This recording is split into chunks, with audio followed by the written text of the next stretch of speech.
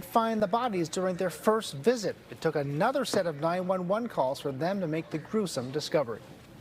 A man and a woman were found dead from gunshot wounds at about 6:45 Tuesday morning at this apartment building at Seminary and Avenel Avenues in East Oakland.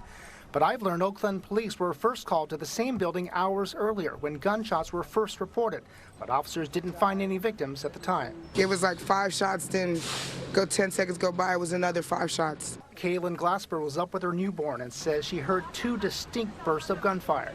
I heard like a pop, pop, pop, pop, pop. And I looked at my boyfriend and he's like, "You heard that?" And I'm like, "Yeah, did you hear that?" And then it goes again, pop, pop, pop, pop, pop. The first calls came in at about 3 in the morning with reports of gunfire from callers and the ShotSpotter gunfire detection system.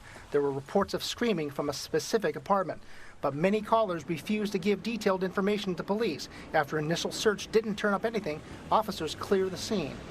Officers were called back to the same building at 6 a.m. Within an hour, an officer using a drone spotted an unresponsive woman inside the apartment. Officers went inside and found the woman and a man dead from gunshot wounds. The names of the victims have not been released. Police would not say if they believe this is a murder-suicide or a double homicide. Everybody says, "Oh, this is Oakland, it happens every day." This is definitely not something you get used to. My kids play outside, like, and it's just a lot. Like, you never know what can happen anymore. Now, Oakland police today said they were unable to immediately provide a timeline of events. The investigation is continuing. Live in the newsroom, Henry Lee, KTVU, Fox 2 News.